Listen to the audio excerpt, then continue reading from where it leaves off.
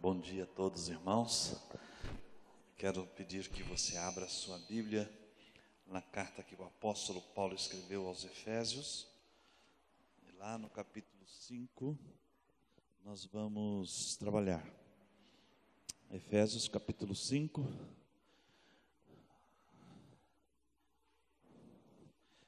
Texto da palavra do Senhor. Ao que você chegar em Efésios 5, aí você vai um pouquinho mais para frente e chega no 6 também, tá bom? Porque é lá que nós vamos. Efésios capítulo 6, versículo 10.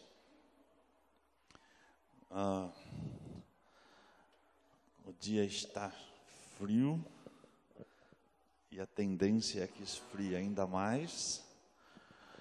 Alguns de vocês corajosos vieram sem blusa, né, Josué?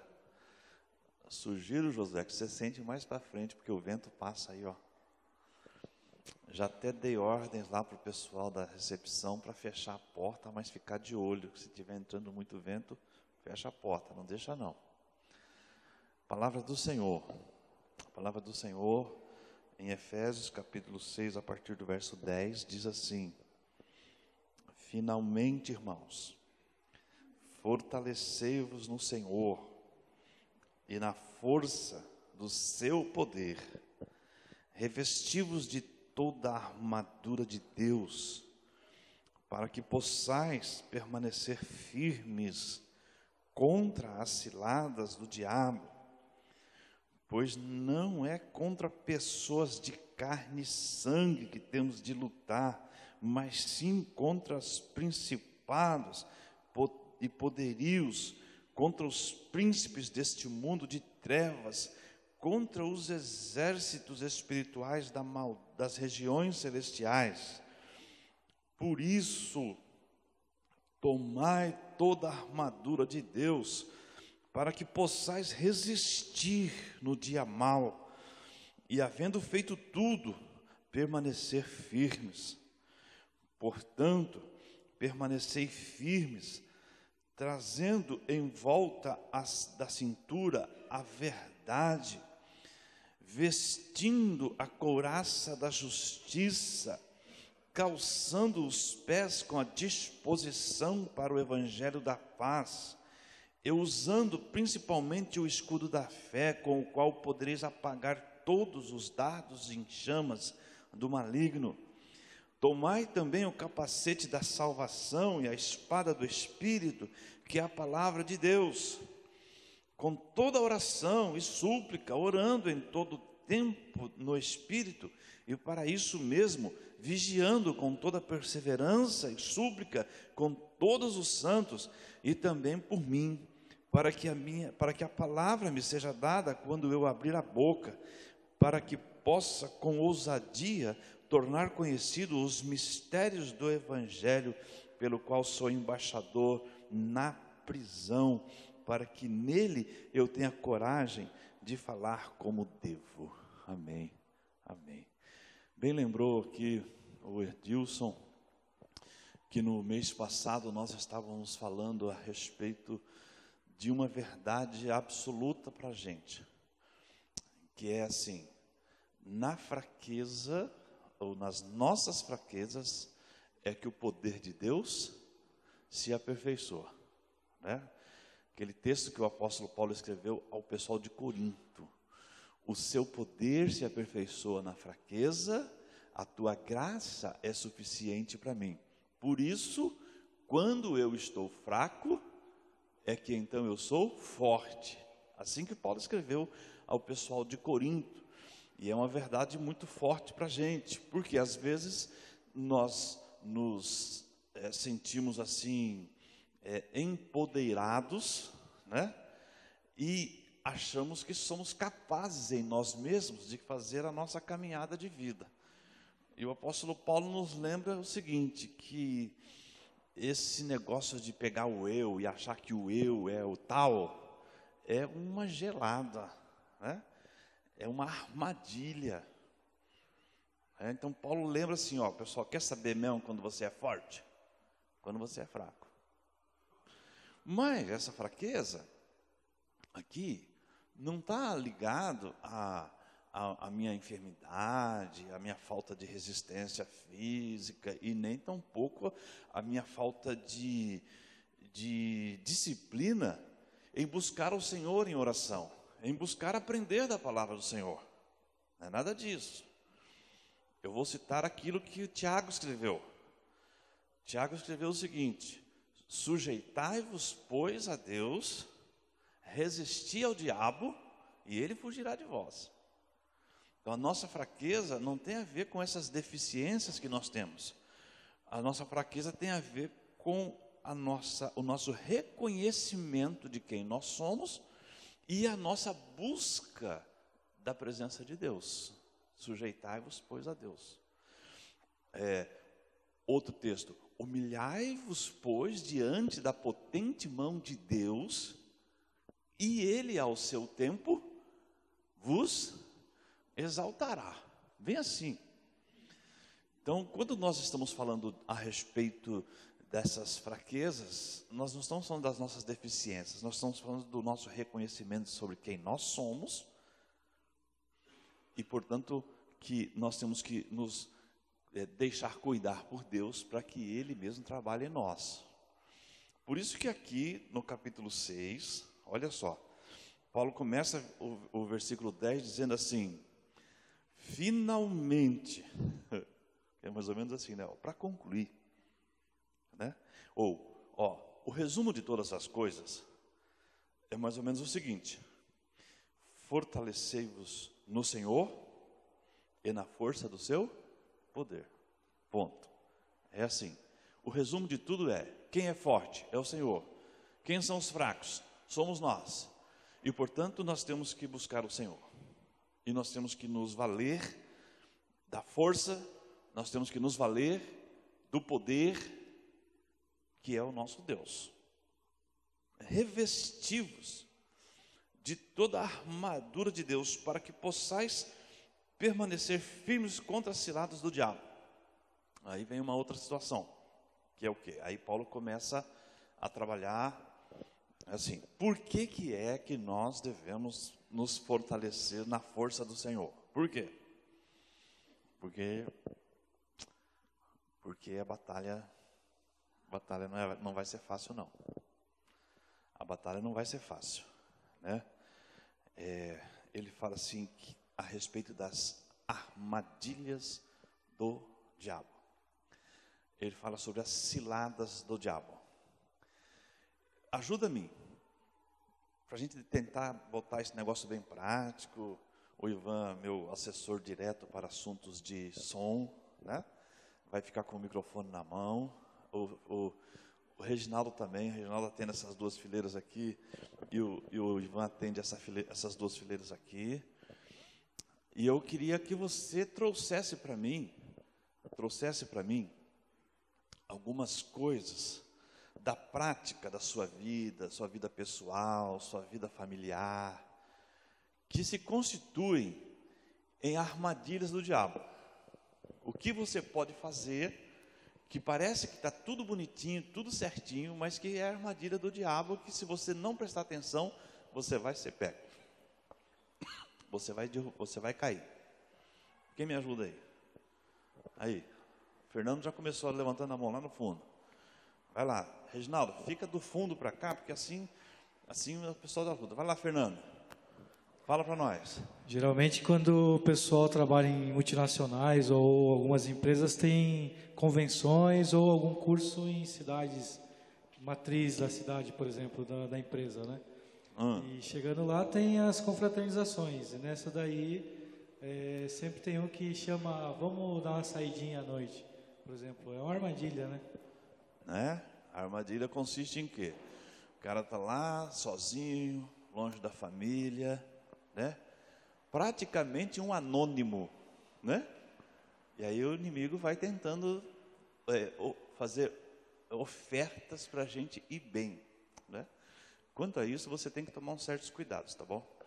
Me lembro de uma vez que eu fui para uma cidade chamada São Bento do Sul, lá para baixo de Curitiba, lá, né?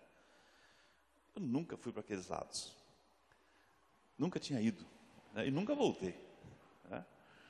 Aí eu estava sozinho, assim, num shopping. E sabe quando você está num lugar assim, que parece que você está no estrangeiro, que ninguém nesse mundo vai reconhecer você? Sabe como que é? E eu estava lá, né? Um anônimo. De repente veio uma pessoa em minha direção. Você não é o Elias? Falei, ô louco, né? Como assim eu sou Elias? Não, é verdade, meu nome é Elias. E quem é você? Então, você não cresceu lá na primeira igreja batista em Birigui? Olha, gente, que situação.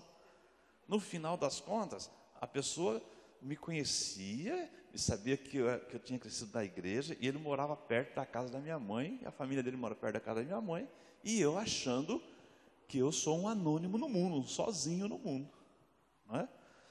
Aí então eu falei assim, rapaz, toma cuidado. É isso aí, Alexandre, Fernando, é isso aí. O que mais que pode se constituir armadilha prática na nossa vida, que pode ser uma cilada do diabo para fazer a gente ficar preso ali?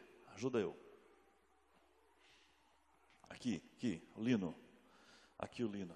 Vai lá, Lino, ajuda eu aí, dar aula hoje. Eu acho que deixar de frequentar a igreja, né? Por algum motivo, hoje eu não vou, eu vou deixar para a semana que vem, e vai, né? Eu acho que chega um momento que a fé vai esfriando, né? E a pessoa acaba deixando. Legal. Coisa prática mesmo, né, da nossa vida. Ah, tá frio hoje, né? Hoje tá tentador, né? Hoje está tentador. Se eu não fosse pastor, não sei não se eu não ia dar uma olhadinha assim, falar, será que eu vou? Né? Hoje está tentador, né? Mas são pequenos detalhes que vai derrubando a gente, né?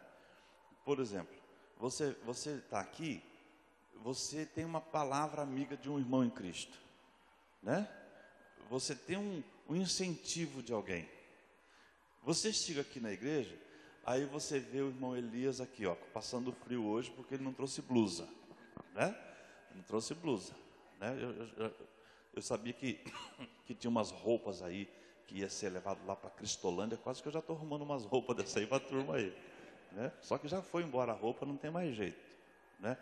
Então você vem aqui e fala assim, nossa, eu estava sem vontade de vir, mas olha quem está aqui, o irmão Elias ainda veio com a irmã Tereza ali, com a cadeira de roda dela, fora o óculos, né, irmã Tereza? Tem 2 disso aí, né? Óculos da PUC, olha, não é pouca coisa não é? E aí isso vai nos animando. Aliás, a Bíblia diz, né, não deixem de congregar, né? Coisa prática aí que pode ser armadilha do diabo para derrubar a gente. Quem mais? Ajuda eu aí. Lá atrás, a Viviane. Cadê o microfone lá? Não, é aqui, essa sua fileira, Ivan. Ô, Ivan.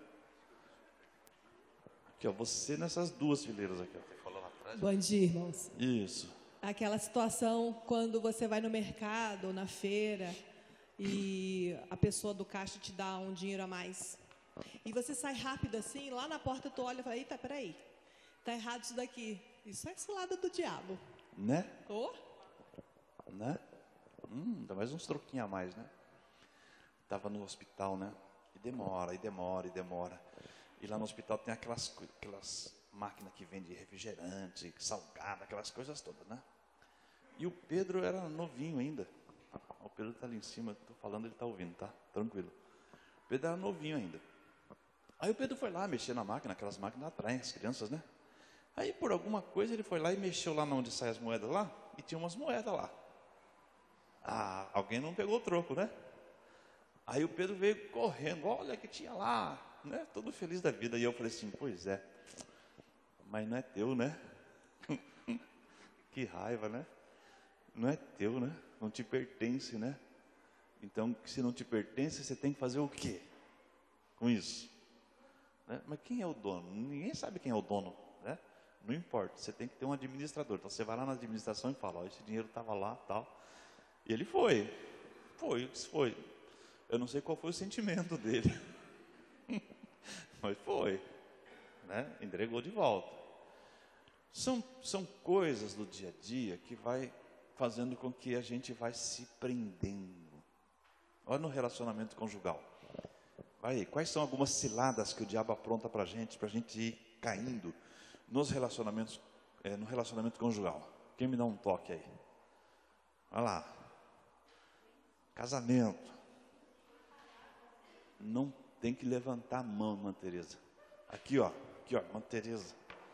Tem que falar no microfone aqui, porque todo mundo quer te ouvir. Ó, devagar, porque o irmão Elias está aí. Eu estou falando de casamento e tal, né? Eu acho que no relacionamento conjugal, a gente é muito pego na palavra, porque às vezes não é para dar aquela resposta, né? Era para ficar calado, só que a gente não consegue. E eu escuto há 55 anos assim: filha, você não é fácil. Ixi, já foi aqui, já tem uma confissão aqui, ó. Então eu acho muito difícil, porque às vezes a gente quer dar aquela resposta. Tá certo. Aí não pode, deve se policiar. Só que o temperamento também está envolvido nisso aí. E o nosso inimigo conhece, ele sabe de tudo também. Tá Ele certo. não tem poder, força, mas ele conhece e fala assim: dá logo aquela resposta que você queria dar. Dá aquela resposta que faz parte do seu temperamento, né? Está imitando o carioca. É isso mesmo. Então, a gente entende assim que, para a nossa vida prática, para o nosso dia a dia, o adversário ele tem uma imensidão, uma variedade de possibilidades para nos prender nele. Ponto. E aí, quem é de Cristo, que era para viver bem a vida cristã, que era para viver feliz com as pessoas, acaba vivendo uma vida medíocre. Então, Paulo fala assim para o pessoal de Éfeso: gente, ó, revesti-vos do poder e da força de Deus. Está aqui. Porque vocês vão ter o diabo fazendo armadilhas para vocês, e vocês têm que permanecer firmes contra as ciladas do diabo. Vocês precisam entender que não é contra pessoas de carne e sangue que temos de lutar, mas sim contra principados e poderes, contra os príncipes deste mundo de trevas, contra os exércitos espirituais da maldade nas regiões celestiais. Qual é a força que nós temos contra esse poderio dessas forças espirituais da maldade nas regiões celestiais? Fala para mim, qual é a força que a gente tem? Não tem, a não ser o nosso Deus. Aqui, quando Paulo escreve a carta aos Efésios, ele está preso. E o Paulo é assim, Paulo era um apaixonado pela igreja. Graças a Deus por isso. Porque eu tenho para mim o seguinte, que é por causa da paixão dos pioneiros que nós estamos aqui hoje com o evangelho diante da gente. Mas Paulo sabia que a igreja podia sair dos trilhos facinho. Podia perder o foco facinho. E o foco da igreja tem que ser Jesus. Ponto. Jesus é o foco. E Paulo sabia que a igreja podia perder o foco facinho. Então, Paulo, quando ele estava preso, era época para ele descansar, era época para o cérebro dele dar uma relaxada. Mas ainda assim ele tinha uma preocupação com a igreja. E Paulo estava preso em Roma. E Éfeso também fazia parte do Império Romano. Paulo estava preso em Roma, então ele tinha um desafio muito grande. Ele queria pregar o evangelho para todos os soldados, né? O evangelho, ele tinha que falar de Jesus para os soldados. Tem gente aqui? Tem, então vamos pregar. Mas ali ele começava a olhar para os soldados. Por que o Império Romano se expandiu tanto? Por causa da força e da habilidade dos exércitos romanos. Então, um soldado romano era o cara, né? O soldado romano era uma figura que amedrontava por causa da sua proteção. E aí Paulo aqui, ele começa a descrever, ele fala assim, olha, o soldado romano se veste colocando um cinto aqui para dar segurança. O soldado romano usa uma couraça, usa capacete, sandálias. E aí Paulo começa a pegar a figura do soldado romano e ilustrar como é que a gente podia estar bem preparado para enfrentar o diabo. Se o soldado romano tinha que estar muito bem preparado para enfrentar as batalhas que eles tinham que enfrentar, aí Paulo fala assim, opa, aí tive uma ideia. Vou escrever aos Coríntios também aos Efésios a respeito disso. E hoje, o nosso assunto é bem definido, bem delineado aqui no versículo 14. Ele diz assim, permanecei firmes, trazendo em volta da cintura a verdade e vestindo a couraça da justiça. Então, aquele cinto que o soldado romano colocava, que era para dar segurança, né? Para dar firmeza na batalha. Paulo fala assim, opa, vamos dizer que esse cinto aí, que é para dar força, para dar segurança, para o soldado não ficar titubeando, vamos dizer que esse cinto é a verdade. E aí nós temos que tratar dessa questão da verdade. O que é a verdade? Se a gente entrar pelo lado da filosofia, nós estamos perdidos. Então eu prometo que daqui para frente, de domingo que vem para frente, eu vou usar o Data Show, tá bom? Porque o Data Show vai ter força, né? Vai ter força, vai mostrar tudo que a gente mostrar ali de manhã. Hoje até daria, né, que está meio escuro, mas é porque nós estamos na campanha de comprar um Data Show. Custa R$ 9.500 o Data Show. Sabe quanto falta? R$ 2.500. E é hoje, esses R$ 2.500 é hoje. Por quê? Porque eu já contratei um andaime para colocar o Data Show. Então é hoje. Então hoje é dia de você fazer esse negócio aí. Então eu vou fazer aqui, ó. Vou fazer aqui, esse negócio aqui, ó. Olha você aqui, ó. Opa. Olha aí. Pronto. Está resolvido você. Fininho, né? Atleta. E eu estou pensando na questão da verdade. E quando nós olhamos para a questão da verdade, então nós temos que dimensionar as nossas relações.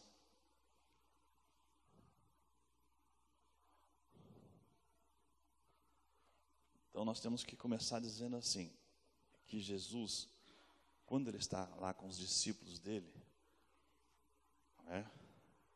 Aliás, antes disso, Jesus estava com Pilatos. Lembra Pilatos, o julgamento de Jesus?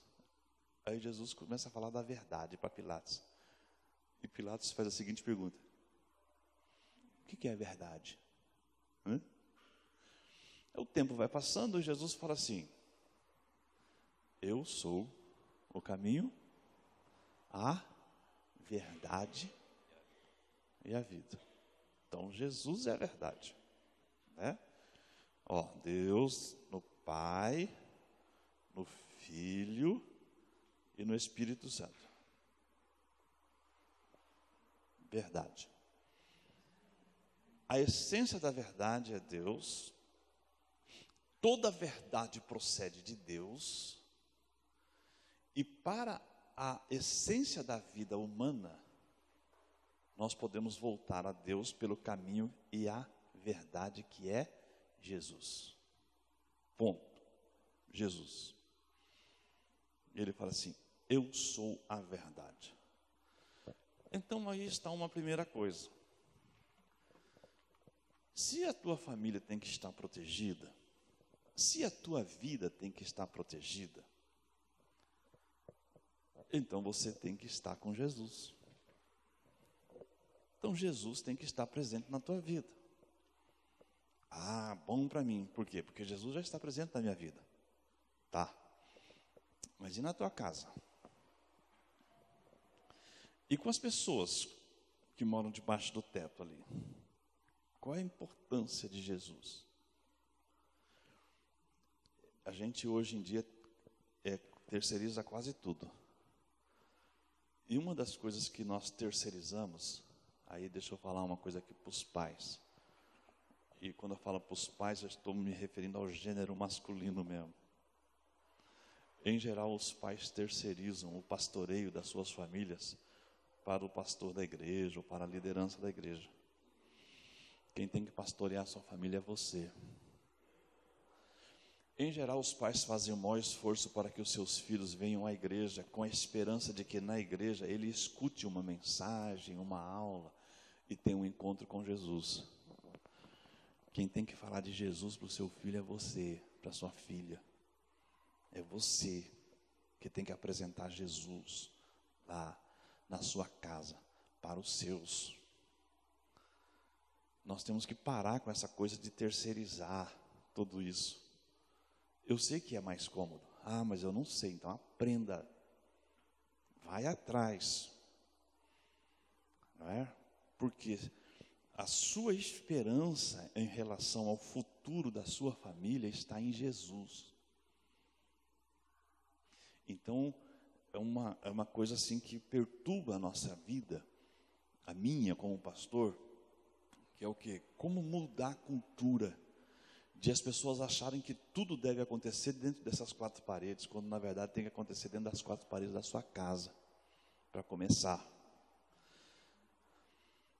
Verdade é Jesus. Não tem como uma pessoa ser protegida do diabo sem estar com Jesus, sem estar protegido, sem ter Jesus no coração, sem que a sua casa já esteja habitada, o seu coração já esteja habitado. Toda verdade é Deus, toda verdade procede de Deus.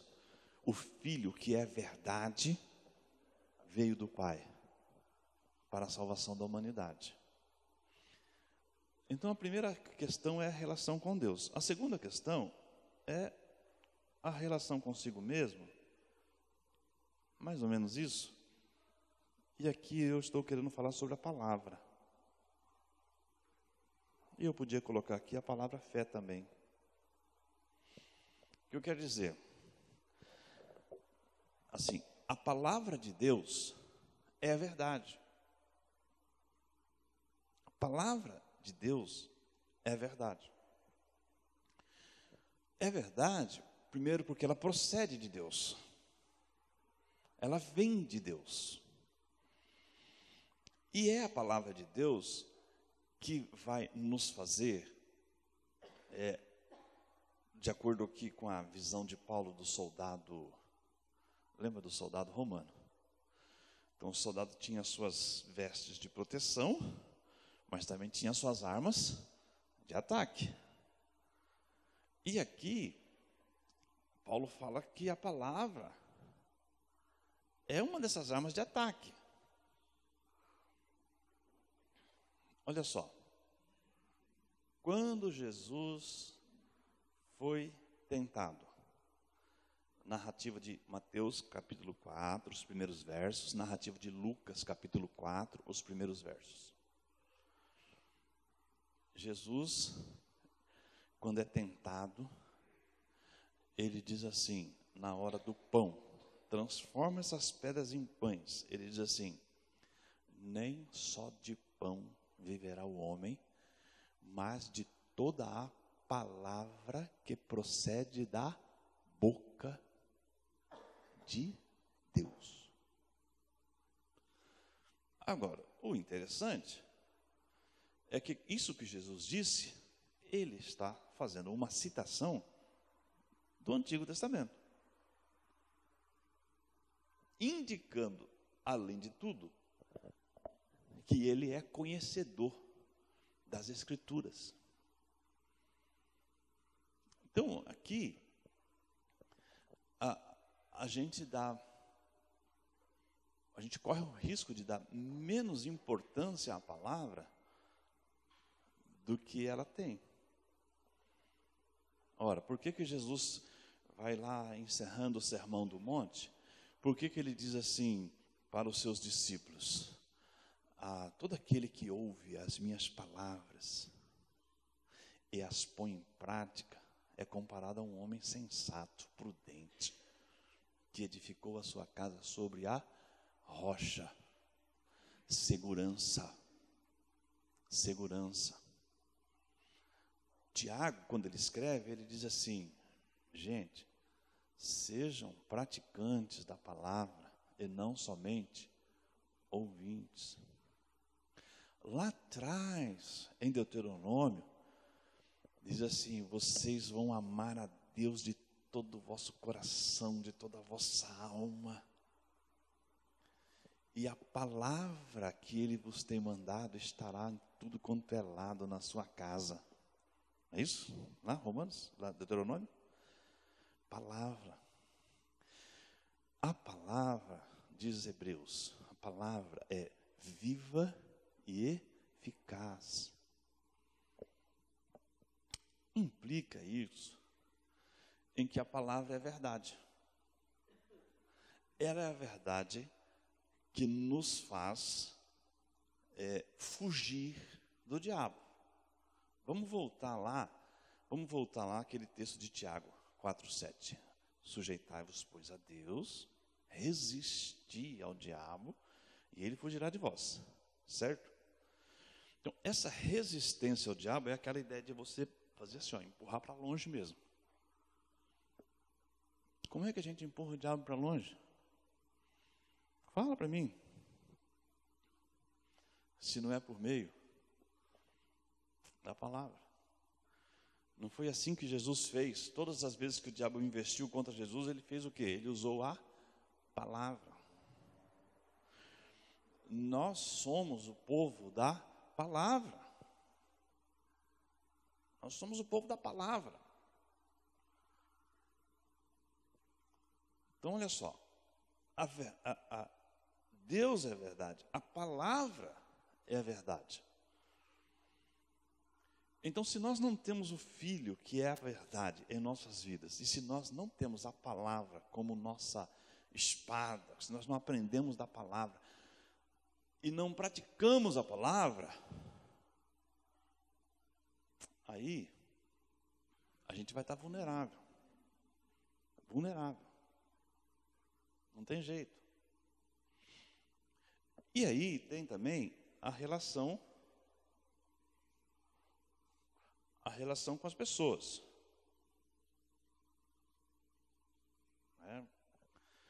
Assim, aquela história assim, de cada um para si, Deus para todo mundo, é um papo furado em relação à Bíblia. Amarás ao Senhor teu Deus de todo o teu coração e amarás ao teu próximo como a ti mesmo. Eu entendo que a mentira, ela entrou na história da humanidade em função do pecado. O pecado, ele, além de todos os males que fez, ele produziu em nós uma corrosãozinha do caráter nosso. Manifesta logo em Gênesis 4. Deus chega assim para Caim e diz assim: Caim, onde é que está teu irmão Abel? E Caim diz assim: não sei. Sou eu o guarda do meu irmão? Não sei. Caim sabia? Sabia. Inclusive Deus sabia que Caim sabia. Inclusive Deus sabia onde é que estava Abel. Mas ele confronta. E nessa confrontação, assim, a descoberta de que o pecado faz com que a gente tenha capacidade de enganar, de mentir nos nossos relacionamentos.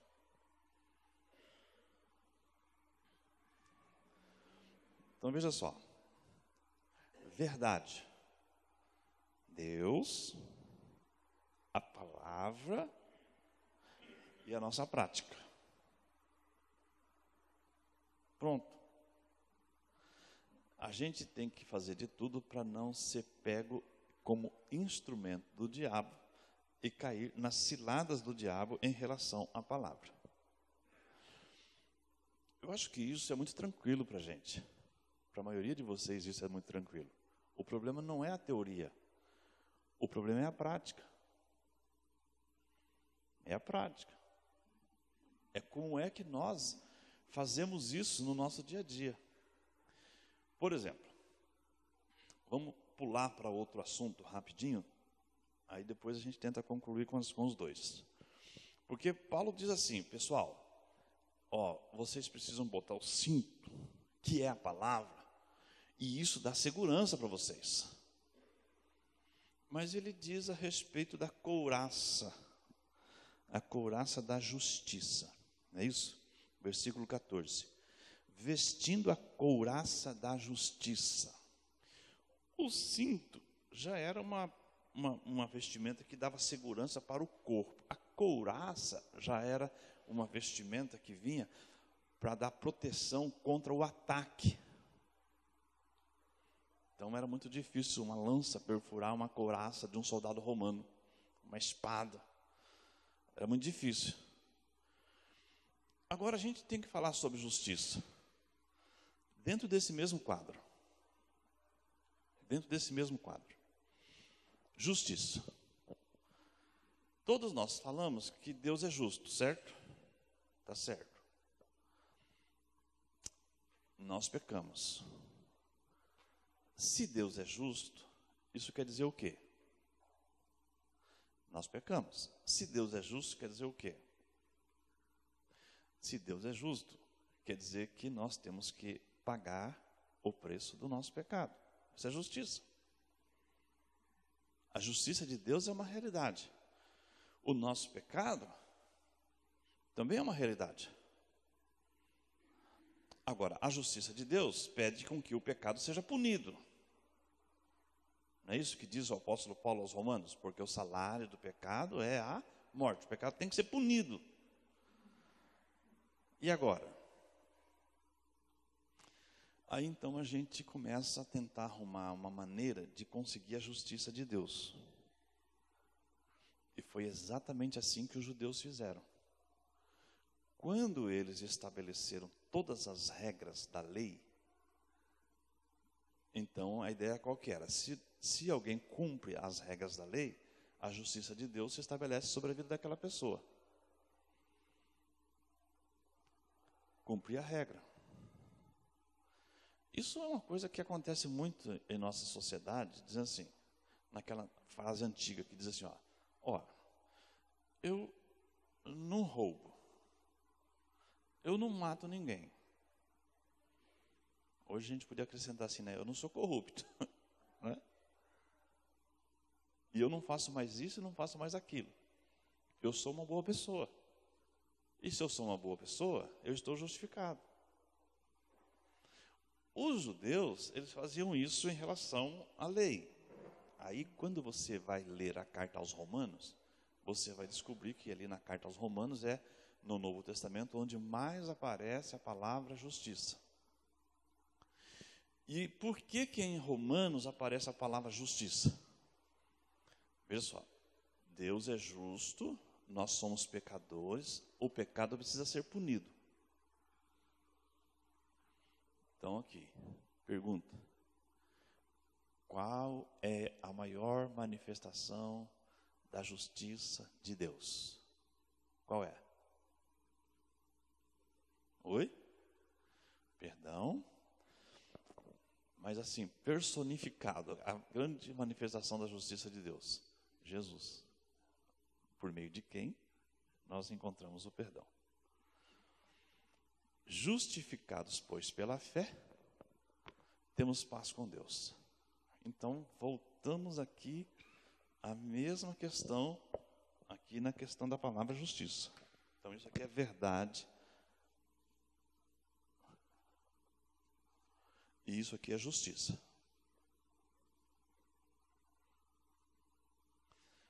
Deus é a verdade, manifesta no Filho, e Deus é a justiça, e a justiça de Deus foi manifesta no Filho. Por causa do Filho, nós temos acesso a Deus. Por causa do Filho, nós temos a redenção dos nossos pecados.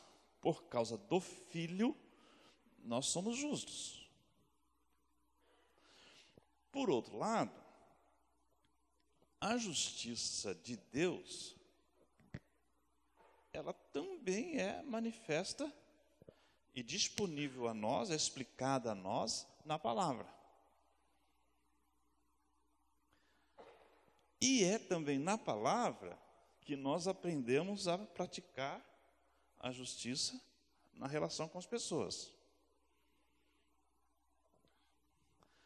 Deus é justo, em Cristo Ele nos justificou, na palavra Ele nos ajuda a andar em justiça, e essa nossa justiça de Deus tem que se manifestar na vida das pessoas. Aí eu tenho algumas perguntinhas a fazer para complicar a nossa aula. Não, vamos suave primeiro. Vamos suave. Quando Jesus começa o Sermão do Monte, ele diz assim: se a vossa justiça não exceder a justiça dos fariseus, de modo algum vocês podem entrar no reino de Deus. Oi. Se a vossa justiça não for maior do que a justiça dos fariseus, vocês não podem entrar no reino de Deus. Pergunta, e você me responde, e o pessoal que está com o microfone vai atrás de quem levantar a mão. Como é que se baseava, em que se baseava a justiça dos fariseus? Quem vai levantar a mão e vai me explicar isso aí? Vai, levanta a mão, ajuda eu. Ângela. Em cumprir a lei. Em cumprir a lei. Fazer aquilo que na lei estava escrito. Tá. Cumprir a lei. Tá.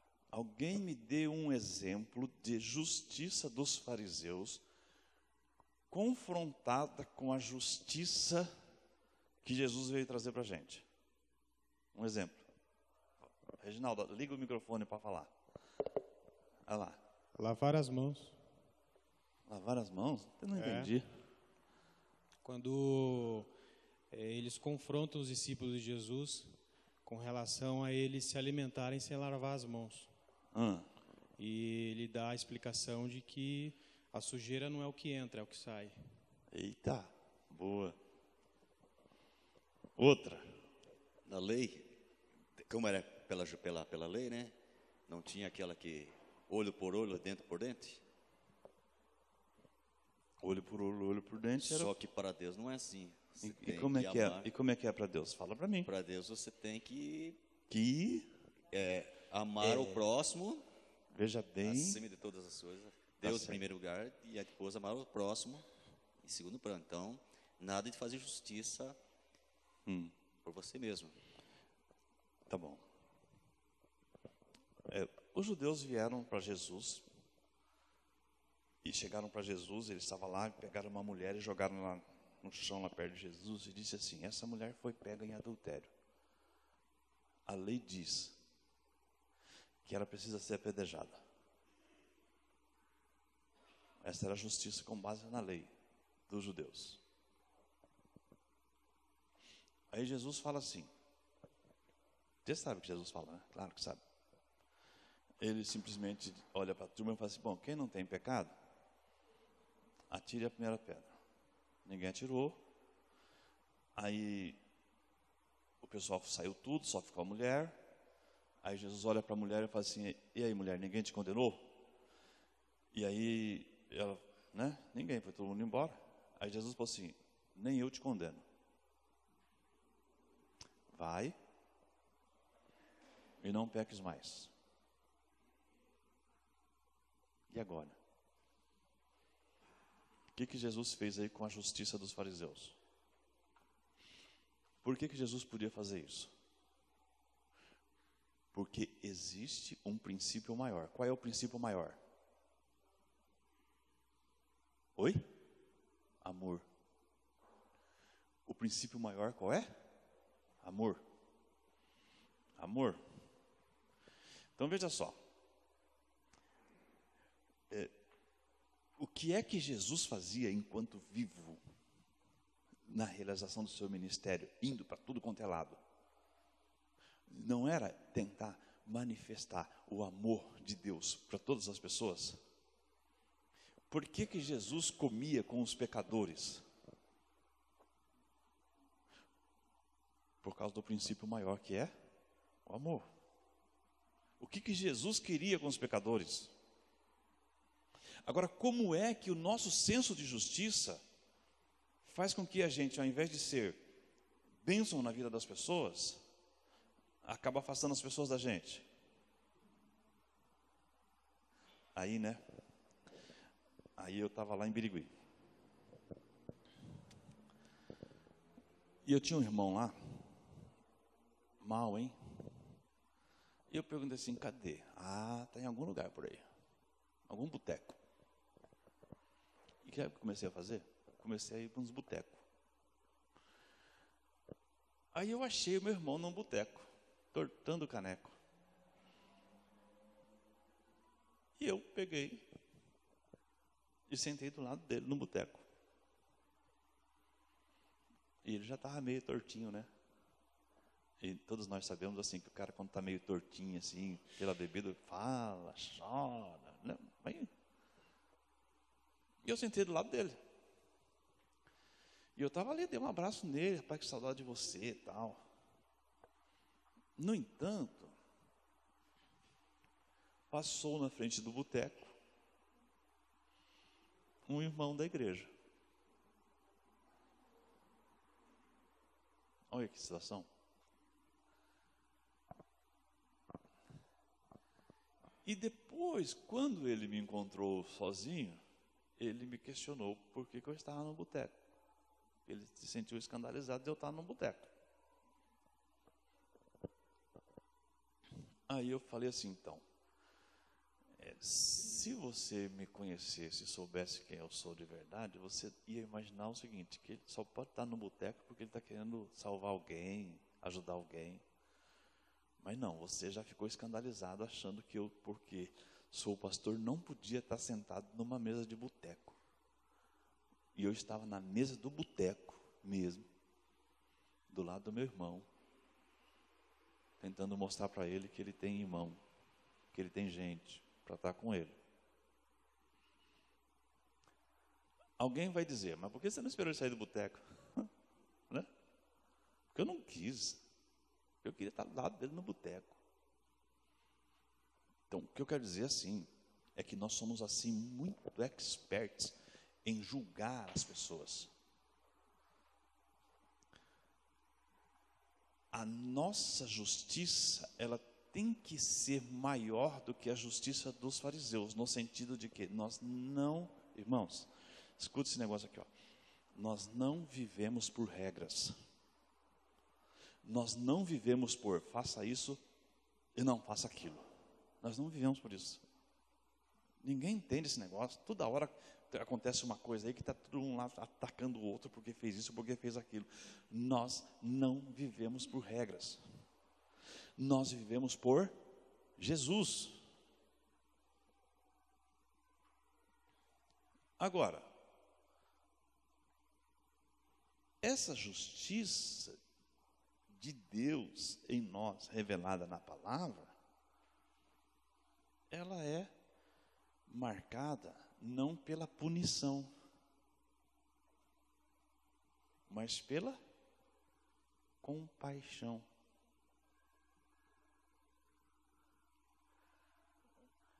Vem cá. Desculpa aí se você não se entender assim, você se sinta fora disso. Todos nós somos doentes. De médico, de louco, todo mundo tem um pouco. Gente, todos nós somos doentes. Todos nós somos imperfeitos. E, portanto, o ambiente da igreja ele é um ambiente de cuidado e de restauração para todo mundo. Quem aqui de vez em quando fala uns palavrão? Levanta a mão. Não, não levanta não. Vai, só para você não se entregar. Deixa para lá. Olha lá. Yes, falo mesmo. Bom, a Bíblia diz assim, olha, que as palavras torpes e maliciosas nem se nomeiem entre vós. A Bíblia diz isso. O problema é que tem algumas coisas que a gente criou como hábito. E quando a gente menos espera, a gente já fez. Não é isso. A gente menos espera, a gente já fez. É questão assim de milésimo de segundo. Então a gente pode ajudar um ao outro nisso, mas não em tom de julgamento. Né? Essa semana eu aprontei uma coisa com meus meninos. Foi assim. Eu tinha uma reunião com 8 deles na quinta-feira para estudar a Bíblia com eles. E 4 deles não veio. Do nada, assim. Aí na sexta-feira de manhã, um deles mandou uma pergunta para mim, 8 horas da manhã, gente. 8 horas da manhã. Ele queria saber o seguinte: qual é o pecado que Deus não perdoa? 8 da manhã. Sexta-feira. Por causa daquele negócio de blasfema do Espírito lá, sabe? Qual é o pecado que Deus não perdoa? Primeiro eu já deixei ele de molho. Você sabe, né? O pessoal manda pergunta para a gente, né? E fica lá na expectativa de que eu vou responder logo. Eu, deixei de molho. Mas 2 horas depois, ele mandou outra mensagem, com 2 interrogaçãozinhas. Tipo assim, vai me responder ou não vai? Uhum. Aí eu falei assim, tá bom, vou responder. Aí eu coloquei, Deus não perdoa. 3 pontinhos. E mandei a mensagem. Aí fica aquela expectativa, né? Aí assim, Deus não perdoa faltado discipulado sem avisar com antecedência. Deus não perdoa. Né? Aí depois eu falei assim, dei mais um tempinho, falei assim, Deus não perdoa mandar pergunta difícil para o pastor 8 horas da manhã, no dia de folga dele. Deus não perdoa. Né? E deixei, e ficou assim. E ficou seco assim, sabe? Eu deixei seco assim de propósito. Né? E não coloquei nem um kkk assim para dizer que eu estava brincando, né? Nem deixei. Né? Não demorou muito e veio um áudio. 2 minutos de áudio. Perdão, pastor, porque isso, porque aquilo outro. Né? Aí depois do áudio eu coloquei ele, kkkk. Né? Eu também não ia perder a chance. Eu não ia perder a chance de dar uma... Né? Mas assim, a gente faz isso numa relação de brincadeira, que é saudável, mas o problema é quando a gente começa a espetar as pessoas. Quando a gente começa a massacrar as pessoas. Por causa que elas estão fazendo coisa errada, sendo que nós fazemos coisa errada o dia inteiro. A justiça das regras, elas são impossíveis de produzir salvação. Não é isso que Paulo está dizendo? Não adianta. Uma pessoa pode ser a pessoa mais boa do mundo, pode ser socialmente assim a pessoa show. Se ela não tiver Jesus, a justiça de Deus na vida dela, ela não é salva. Porque justiça só tem em Deus. E nos nossos relacionamentos, a nossa justiça não depende dos nossos preconceitos e nem das regras.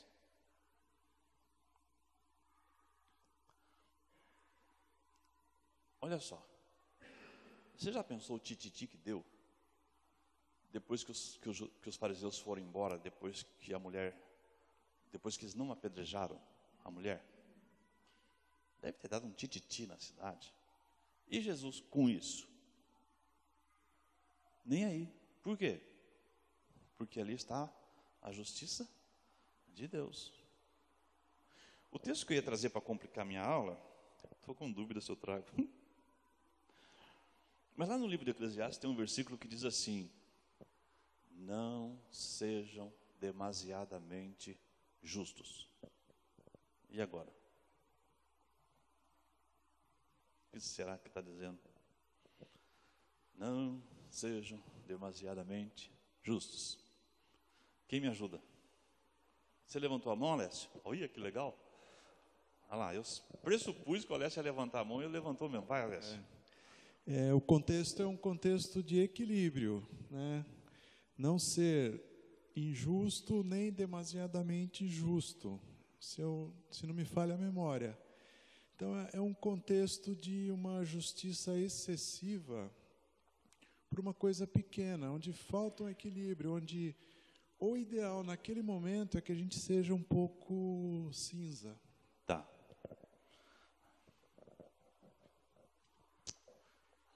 Vamos deixar aqui, cadê? Aqui, ó. A Rosana vai falar. Não, já está chegando lá o microfone daquela região lá. Olha, aqui é por região. Vamos ver o que a Rosana vai falar para nós. Bom, eu sempre, quando é uma situação difícil, fico em dúvida se eu tenho o conceito da justiça, né? Então, se não ser demasiado justo, para mim é isto. Eu acho que, assim, às vezes a gente não tem toda a verdade, todos os lados. Daí eu sempre recorro a Deus, sempre oro. Falo assim, ó, me ilumine, porque eu não sou capaz de julgar. Então, ser demasiado justo, assim, não quero ser certa. Não sou só eu que tenho ter humildade para reconhecer que talvez você não esteja certa em tudo. Exato. Eu acho que assim, não ser justo demais, porque eu não tenho o conceito total da justiça. Eu penso assim, né? Não sei se está no contexto. Mas... Quem mais quer falar? Ajuda eu. Eu não sei, Raquel. 7:16? Eu vi ali hoje, mas já viu aí ou não? A Raquel não vai falar, ela só quer saber o endereço. Fala, Ernesto. Eu entendo assim, também tem o caso, por exemplo, de um ladrão. Você pode até perdoá-lo, mas ele tem que cumprir a pena pelo roubo que ele cometeu. Não deixar ele simplesmente livre. Sem que ele cumpra as determinações da lei. Não sejam demasiadamente justos. Bom, a gente podia trazer à tona aquele caso de Jesus, né? Porque a lei dizia o quê? Que a mulher tinha que morrer. Jesus não matou. O que eu quero dizer é assim.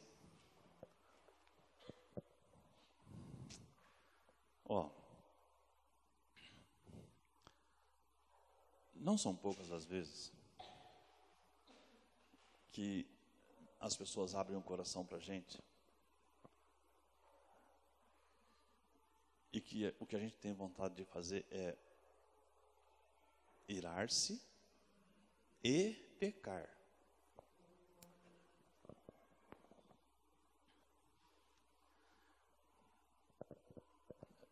Eu acho que o relacionamento humano e o pensamento humano ele é muito complexo. Tem gente que fala umas coisas que daqui a pouco ela não fala mais. O pessoal muda de ideia sobre as coisas facinho. Se arrepende do que disse de um momento para o outro. Então eu entendo que a palavra equilíbrio, ela é uma palavra perfeita para isso. Assim, não atire no pecador imediatamente depois que você soube que ele pecou. Nossa história ela é uma história complicada assim. É assim. Porque a gente sempre trabalhou sobre conceitos. Nem sempre bíblicos. Por exemplo, há 30, 40 anos atrás, uma pessoa podia ser desligada da igreja, podia ser excluída da igreja porque jogava futebol. Alguém aqui já foi excluído da igreja porque jogou futebol? Não. Quase.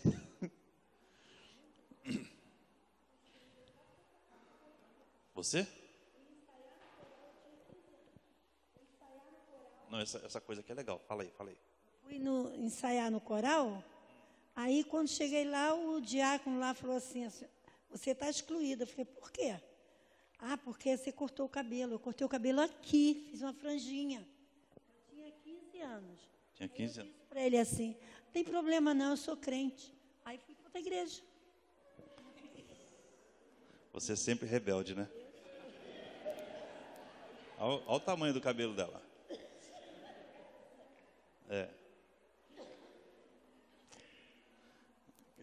Quer dizer que assim, a pessoa quis ser demasiadamente justa, mas você também, acertou fora da igreja, né? É muito importante. Por que o pessoal excluía quem jogava futebol? Joel, você boleiro, você é meio ruinzão, mas falei. Por que as pessoas... Sabe qual é a teologia do motivo por que as pessoas achavam que quem jogava futebol tinha que ser excluído? Sabe qual é a teologia? Teologia entre aspas. É que futebol, todo mundo que joga futebol tem que enganar o outro. Um drible, tá aqui, eu aqui e o cara ali. Um drible. Certo? Ele é meu adversário, eu tenho que passar por ele. Então eu tenho que maquinar uma forma de enganá-lo. Olha, até teologia maluca nego arruma para isso. Então o pessoal de vez em quando fingia que era porque o negócio era jogar bola de domingo. Mas o pessoal dizia que futebol, que a bola era o ovo do diabo. Por causa disso. Porque na essência do futebol está a enganação. Ninguém entende um boleiro. Por exemplo, Dani, lá, você e o Renato lá na televisão. O que ele gosta de ver? Futebol. E quando tem futebol, quem é o dono do controle? Ah lá, ela já falou assim, né? Você ainda manda um pouco nessa hora, né? Eu gosto do futebol por causa da capacidade de alternativas que o cérebro humano tem. Só por isso que eu vejo futebol, né? A capacidade de se livrar de situações complicadas. É bem legal isso. Mas, assim, quando uma pessoa erra, olha só, quando Jesus vai falar sobre esse assunto em Mateus 5, ele diz assim, vamos falar sobre a questão do adultério. O que a lei diz? A lei diz o seguinte, né? Não adulterarás.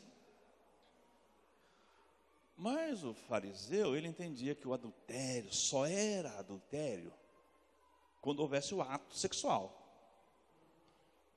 Aí Jesus fala assim, então, aí eu vou dizer uma coisa para vocês.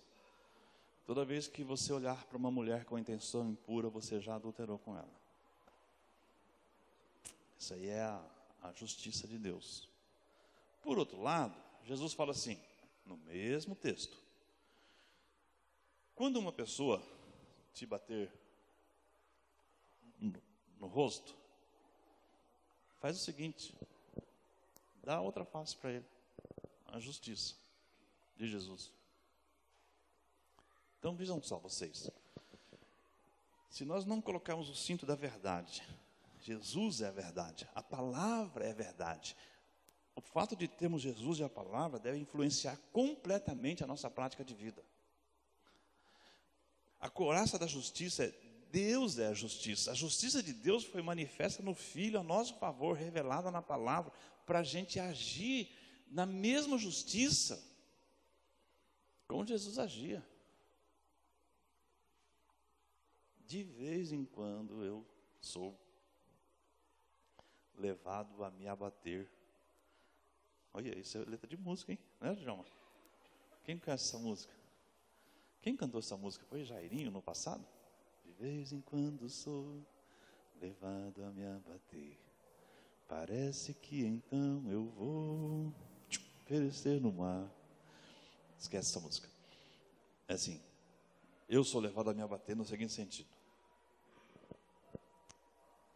Eu sou pastor.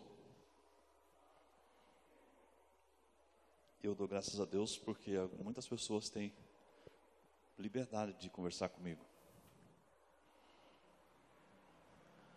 Mas de vez em quando eu fico assim tão frustrado no seguinte sentido. Gente, será que eu estou falando grego? Isso é coisa de mãe, né? Mãe que fala, será que eu estou falando grego?